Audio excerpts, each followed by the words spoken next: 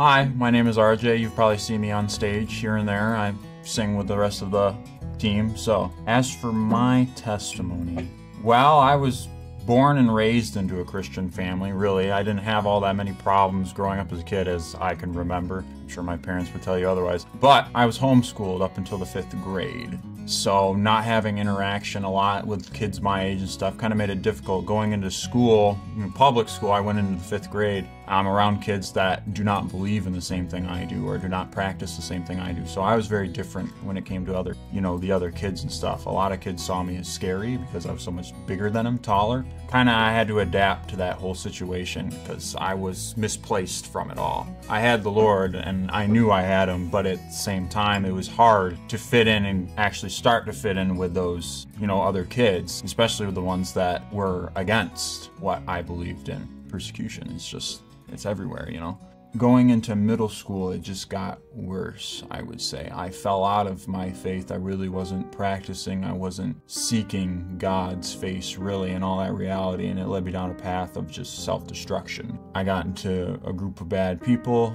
I did a lot of bad things, stuff that was self-destructive and wasn't really helping me in my faith and stuff like that. And then it led into high school, and there was a few girlfriends here and there that weren't really good for me, and I stuck it out and shouldn't have. I should have listened to the signs that God was giving me, but I was just naive and goofy and I just didn't want to listen. And then it led to even worse things: drugs, alcohol, nicotine addictions, stuff like that. And then I got a whole life check when it came to stuff, especially when COVID-19 rose and came into the world, because I was isolated from a lot of stuff. I couldn't go out and get a pack of cigarettes. I couldn't go out and get that high, I guess.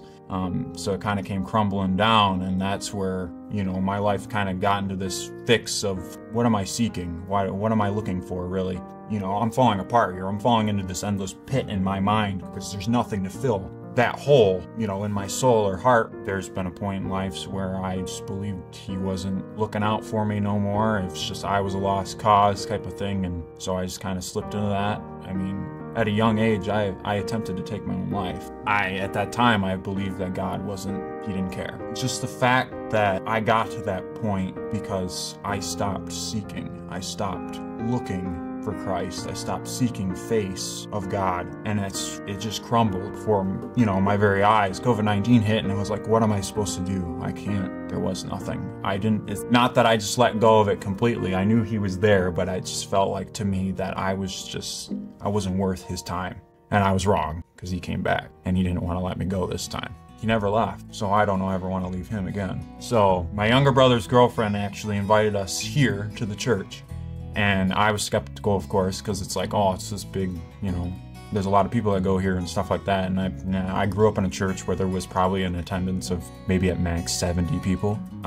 So I wasn't really sure. But the moment I heard Pastor Tony speak was like, this is it. I'm not going anywhere else. And I've been here ever since. I don't plan on going anywhere else anytime soon. So Christ is the answer. And he's right here. He's right in our faces.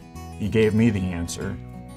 So why couldn't he give it to you? If he did it for me, why couldn't he do it for you?